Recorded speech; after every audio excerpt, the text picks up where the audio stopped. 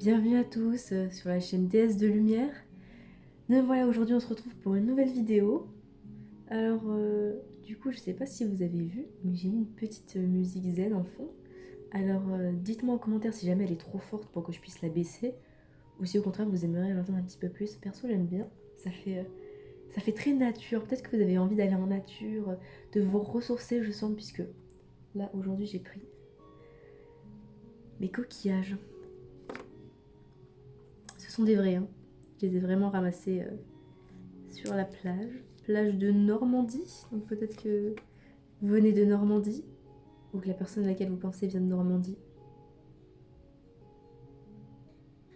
Voilà, et je les ai mis comme ça dans dans une petite boîte pour une bague. Donc peut-être qu'il va y avoir une demande sur une plage, je ne sais pas, ou un moment partagé avec votre autre sur une plage à ramasser des coquillages, je ne sais pas, ou juste pour vous ressourcer. Je sens que vous avez besoin de vous ressourcer. Vous êtes peut-être comme moi un petit peu rincé, alors que c'est le début de l'année, mais bon, passons. Ah, il y a le train qui passe près de chez moi, je sais pas si vous entendez. Alors, effectivement, on parle d'un voyage.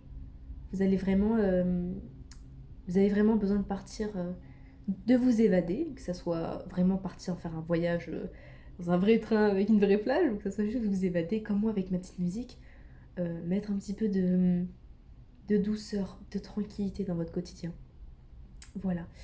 Alors aujourd'hui, je voulais vous parler d'un sujet qui me paraît assez important et qui malheureusement je ne l'ai pas beaucoup vu sur les chaînes des médiums et tout ça, c'est l'hypersensibilité. Alors l'hypersensibilité, qu'est-ce que c'est? C'est, comme son nom l'indique, c'est le fait de ressentir les choses beaucoup plus intensément que la moyenne. C'est ça, c'est les émotions, les ressentis exacerbés. Et c'est quand même assez important d'en parler puisque finalement ça touche 20% de la population, ce qui veut dire quand même une personne sur 5. Donc en gros, dans une classe de 30 élèves, il y en a 6 qui sont hypersensibles, quoi. À peu près. À peu près. Mais du coup, c'est quand même pas rien. Une personne sur 5, c'est quand même pas mal. Donc peut-être que vous en connaissez, peut-être que vous l'êtes vous-même si vous êtes sur ma chaîne. Après voilà, moi je me présente à vous comme hypersensible, empathe et médium. Et peut-être d'autres trucs, mais voilà, qu'on ne sait pas encore si c'est le cas ou pas. Je découvre en même temps que vous de toute façon. Donc l'hypersensibilité, oui. Donc l'exacerbation des émotions, des sentiments. C'est quelque chose, on est comme ça. On est hypersensible. On, alors on peut le gérer, on l'apprend, en fait on apprend à le gérer tout au long de la vie. Donc on peut l'être plus ou moins en fonction des périodes. Par exemple à l'adolescence, ça peut être vachement violent. Parce s'il y a beaucoup de jugements à l'extérieur et tout, ça fait lourd hein, pour l'hypersensible. S'il se fait juger, s'il a beaucoup de douleur, ça peut être de douleur intense. Mais ça marche aussi dans l'autre sens. Ça n'intensifie pas que les sentiments négatifs, ça intensifie aussi les sentiments positifs. Donc quand il est heureux, l'hypersensible, il est heureux à 100%. Quand il s'engage avec quelqu'un, il est engagé à 100%. Et peut-être que vous, je sens que vous êtes peut-être engagé à 100% avec quelqu'un, ou vous voulez être engagé à fond avec quelqu'un, et que vous avez l'impression que cette personne n'est pas engagée au même seuil que vous. Et ça, attention, parce que alors, je vous engueule pas, mais attention pourquoi? Parce qu'en fait, on s'attend en fait à ce que tout soit intense, mais dans la vie des autres, c'est beaucoup plus fluide. Il y a moins de pics, ok, de pics de douleur, pics de joie, pics de, ok. Pour eux, c'est plus linéaire. Donc c'est pas parce que cette personne n'est pas faux folle avec vous qu'elle vous aime pas. Ça, c'est important que je le dise aux hypersensibles qui me regardent, parce que moi, je sais que je le suis, donc ça me donne une certaine légitimité pour vous parler de ce sujet. Voilà, ne vous attendez pas à ce que la vie soit intense tout le temps. La vôtre, elle le sera toujours. Et c'est vrai que ça a du positif et du négatif. Alors, j'avais regardé sur un site, il disait que l'hypersensibilité c'était un défaut de fonctionnement.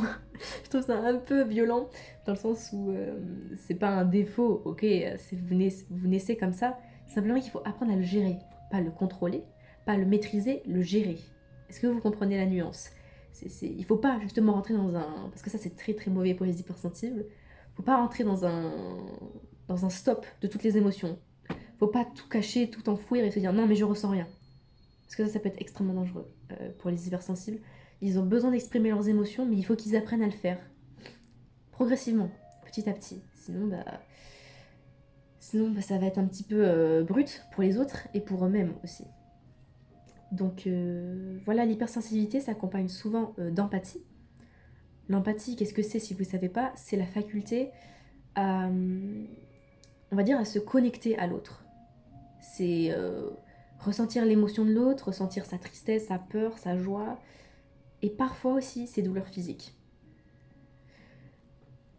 Donc, bon, moi, généralement, oui, donc, généralement les deux vont ensemble.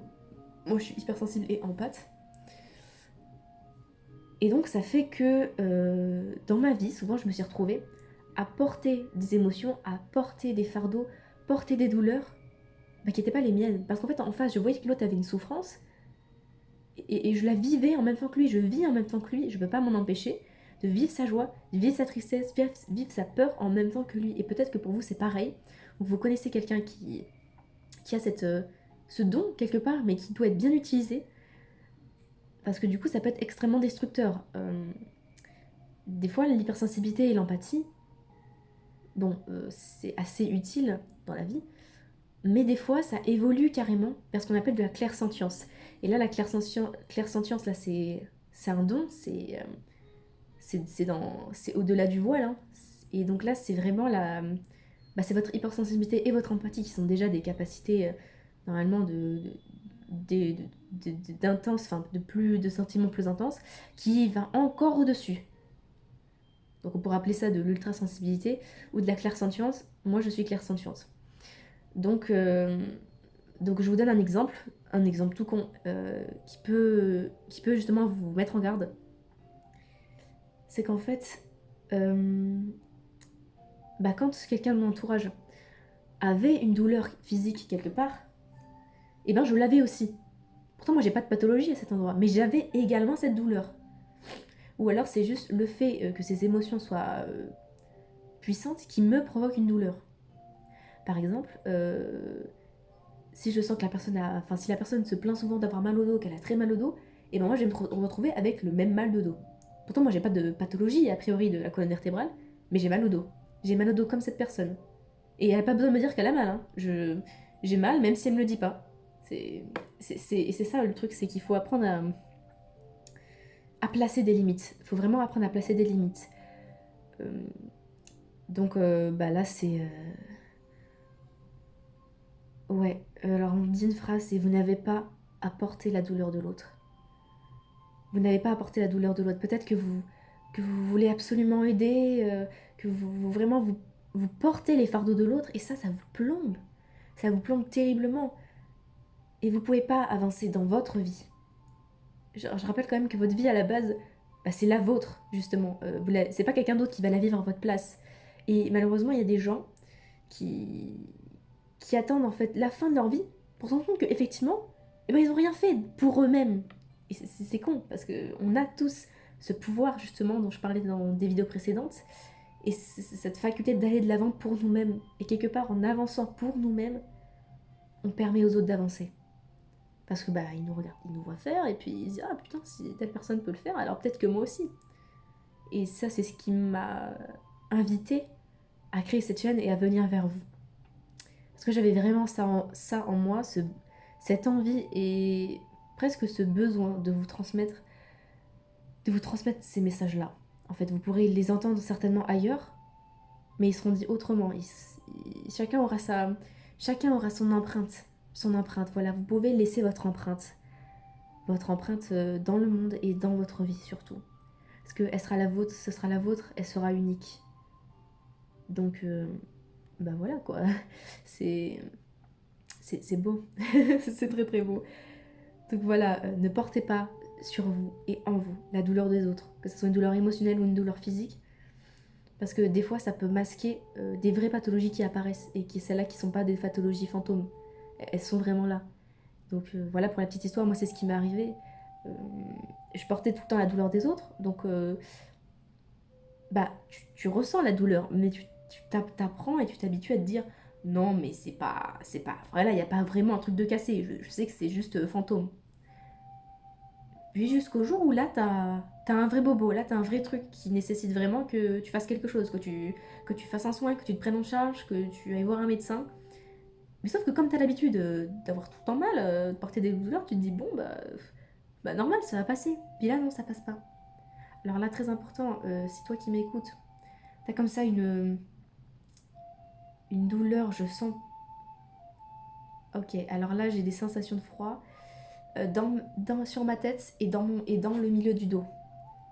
Alors peut-être que t'as des fragilités au niveau du dos ou au niveau de la tête, que t'as souvent des migraines ou des mal de tête. C'est pas les tiennes. C'est pas les tiennes en fait. C'est le bouillon d'émotions que tu portes qui peut déjà, enfin qui peut venir un peu de toi, mais surtout des autres. Donc là, place une limite. Tu demandes au guide, tu te demandes à toi-même, à ton âme. Tu dis bon, je demande que maintenant euh, on départage ce qui est à moi et ce qui est pas à moi. Je ne veux plus porter sur moi la douleur des autres. Vraiment, je t'invite à le dire ou à le penser parce que ça, c'est déjà le début du travail. Vraiment, tu ne porteras plus avec toi la douleur des autres. Voilà, moi je te le souhaite, j'envoie ça à l'univers et je souhaite que ça guérisse peut-être tes migraines ou tes mal de tête ou tes mal de dos. Parce que ça, on sait que c'est des douleurs très psychologiques aussi. Voilà, voilà. Voilà, je voulais vraiment passer ce message au niveau de l'hypersensibilité, de l'empathie et de la clairsentience. Parce que la clairsentience, on n'en parle pas trop. On parle beaucoup de la clairvoyance, de la clairaudience, de la claircognition. Alors, la claircognition, pour ceux qui savent pas ce que c'est comme moi. Des fois, j'ai des infos qui arrivent dans ma tête. Je sais que je les ai, mais je sais pas d'où elles viennent. T'as une info qui rentre dans ta tête. C'est ça. C'est une information, c'est une connaissance qui rentre directement dans ta tête. Ça, c'est de la claircognition. Vous savez que la clairsentience, c'est quand même plus au niveau du toucher, du ressenti. C'est pas genre une information qui sort vraiment de nulle part et qui rentre dans ta tête. Ça se traduit par un sens. Notamment le sens du toucher. Donc voilà, si vous avez des mains de guérisseur, que vous avez envie de faire du bien aux gens avec vos mains, d'abord prenez soin de vous-même. Apprenez vraiment à départager ce qui est à vous et ce qui n'est pas à vous. Et n'acceptez plus ce qui n'est pas à vous. L'autre, il a besoin de vivre sa douleur. Il en a besoin, c'est un enseignement. Donc laissez-lui cet enseignement et vous saurez les vôtres. Et plus vous prendrez du temps pour vivre vos enseignements, plus vous pourrez transmettre en fait à la personne en face. Oui, voilà, c'est tout à fait ça. Ok, alors qu'est-ce que j'ai envie de tirer une petite carte pour conclure tout ça. Alors. Ok, donc peut-être que vous avez peur d'être contredit aussi. D'être contredit quand vous exprimez vos émotions, vos ressentis. Mais quelque part, j'ai envie de dire, c'est les vôtres. C'est pas celui du mec en face ou de la nana en face. Donc voilà, vous avez le droit de transmettre, enfin de partager votre émotion. Après, c'est la vôtre justement. Si l'autre ne la ressent pas, c'est pas grave. Vous dites juste, écoute, là, je suis fatiguée, là, j'ai besoin de me poser et tout ça. Et voilà, laisse-moi le temps. Laisse-moi le temps, s'il te plaît, d'intégrer d'intégrer ce qui se passe en moi, en fait. Les hypersensibles, c'est très très puissant ce qui se passe en eux. Alors, qu'est-ce que je prends comme carte? Je suis perdue. Vous êtes perdue peut-être aussi. Euh, mais ne le voyez pas en fait. Vous allez vous retrouver. C'est beaucoup. Toutes ces émotions là, c'est un cadeau. Vraiment, vraiment, vraiment, c'est un cadeau du ciel. Acceptez-le et vivez-le bien. Vous pouvez le gérer. Parfois, c'est l'apprentissage de toute une vie, c'est vrai. Quand on est enfant ou adolescent, on n'a généralement pas ce contrôle en fait complet. Mais c'est pas grave. On apprend petit à petit. Alors, qu'est-ce que j'ai envie de vous tirer? Bon, je crois que je vais prendre celle-là. On va prendre une petite carte des chemins de l'éveil. De Dylan Collin. Illustration de Cameron Gray. With the accent, please. Alors. Ok. Alors déjà, c'est un très beau jeu dans les couleurs violet et indigo. Donc voilà, encore une fois, vous avez peut-être besoin d'exprimer quelque chose. D'exprimer votre émotion. Alors, on va regarder avec ces cartes. De quoi on veut nous parler par rapport à l'hyper... Ah ouf. Ça canalise, il y a des trucs qui rentrent mais qui sortent autrement. Oula, oui. Qu'est-ce qu'on veut nous dire? Voilà, point. À la ligne. Ok. Ouh là là, je sens que ça vibre au niveau de ma tête. Hein. Ok, et au niveau du dos, ok, il y a des choses qui vont être libérées par rapport à ça, là, au niveau de la tête et du dos, vraiment, il va y avoir une libération. Ah, mais ça vibre partout, en fait, dans la poitrine aussi, ça vibre. Hein. Alors, ouais, on va tirer une petite carte. Alors, ouais. Alors, par contre, je suis désolée, je suis gauchère, du coup, je les tire comme ça. Je suis désolée si vous voyez la face ici. Mais auquel cas, c'est pas grave, parce que si vous voyez des petites choses, ça vous transmettra peut-être des messages. Alors, oula, je sais plus tirer. Comment on fait? Oui, je n'ai plus le contrôle de mes mains. Voilà, ça part en steak. Alors, aujourd'hui, qu'on va demander à vos guides qu'est-ce qu'ils ont envie de vous transmettre par rapport à l'hypersensibilité, à l'empathie et à la clairsentience. Pour ces gens qui vivent ces phénomènes et qui ne savent pas trop comment gérer. Qu'est-ce qu'on peut leur dire? Comment on peut leur parler de la chose? Ok. Ah, c'est beau. On a l'indulgence. Carte 27. Alors, du reste, 27, c'est un nombre qui n'arrête pas de me suivre. Et c'est un beau nombre. 2, c'est l'union. C'est aussi la dualité. Donc voilà, je sens que vous savez pas trop comment gérer cette hypersensibilité, mais ça va venir en fait avec l'aide du ciel. Le 7, c'est le carte de la spiritualité, des guides. Donc je sens qu'avec l'aide de vos guides, vous allez connaître, on dit oui, vous allez connaître vos émotions et vous allez savoir comment les gérer. Parce que là, regardez, c'est un visage qui est bleu là, donc encore une fois, faut exprimer les émotions. Et là, c'est un peu plus rouge au niveau du haut de la carte. Donc ça, je sens que c'est peut-être vos mal de tête, c'est le fait que ça fulmine au niveau de votre tête, parce qu'il y a beaucoup de choses qui passent, peut-être au niveau du chakra coronal. Vous recevez des choses, peut-être par vos émotions, et vous comprenez pas trop, mais vous allez comprendre. Je sens que vous allez comprendre avec l'aide de vos guides, vous allez comprendre les messages qui vous sont transmis à travers vos émotions et votre sensibilité. Ok, l'indulgence. Alors je regarde si j'ai quelque chose d'autre pour vous vis-à-vis de l'indulgence. On me dit écoute-toi. Écoute-toi vraiment et cette personne, vous voyez, elle a les yeux fermés. Alors peut-être que c'est pendant votre sommeil que, que ces émotions en fait sont, j'ai envie de dire réparties, mais que vous les intégrez en fait. Pendant la journée, c'est un peu le fouillis, mais le soir, quand vient le soir, posez-vous, vraiment posez-vous. Laissez ces émotions vous transmettre ce qu'elles ont besoin de vous transmettre. Et ça va être chouette. Oh, quelle belle lumière, je sais pas si vous voyez. Ouais, la lumière rentre en plein dans mon bureau. C'est chouette. Alors, ouais, vous avez besoin de sentir les choses. Sentir. Vous voyez, là, c'est un peu plus blanc au niveau du nez. Peut-être qu'il y a des sensations qui viennent avec l'odorat. Peut-être que vous sentez des odeurs et vous vous dites putain, mais ça vient d'où? J'ai pas de parfum ou j'ai pas de fleurs chez moi. Alors, souvent, les odeurs comme ça qui sentent bon, les odeurs agréables de fleurs ou tout ça, en fait, généralement, c'est vos guides. C'est vos guides qui passent par là et qui sentent bon. C'est chouette. Donc voilà, vous n'êtes pas folle ou fou, vous avez juste des ressentis, ok. Et ça peut aussi être votre jumeau ou votre autre que vous ressentez, et du coup peut-être vous ressentez son odeur, ou je sais pas, vous entendez sa voix. C'est vraiment juste que vous êtes connecté avec cette personne, c'est pas que vous êtes en train de péter un câble, je vous rassure. Et puis voilà, puis vous avez besoin de fermer les yeux en fait. Peut-être que les migraines justement c'est des migraines ophtalmiques. C'est au niveau du sens de la vue parce que je sens que vos yeux, peut-être que vous êtes très observateur. Avec vos yeux, vous voyez beaucoup de choses, peut-être des choses au-delà du voile aussi. Et en fait, si ça c'est un surplus en fait, fermez les yeux, allongez-vous, arrêtez de penser, fermez les yeux et laissez venir ce qui doit venir. Vous allez faire travailler vos autres sens comme ça et vous aurez moins mal à la tête. Donc, c'est tout bénef. Ouais. J'ai l'impression de voir des dessins d'écailles ou de plumes. Alors les écailles, ça va peut-être avec les coquillages aussi. Hein. Ça, je sais pas c'est une écaille de quoi, hein, je vous avoue, mais c'est très joli, moi j'aime bien. Donc voilà, vous avez peut-être besoin d'aller au bord de l'eau, vous mettre dans l'eau, de prendre un bain, de fermer les yeux, ça va vous faire le plus grand bien. Soyez indulgent, indulgente envers vous-même. Si vous savez pas encore comment gérer ça, c'est pas grave, ça va venir avec le temps. Donc laissez-vous le temps, acceptez de ralentir, et ça va vous faire le plus grand bien. Ok. C'est plutôt un visage masculin quand même. Hein.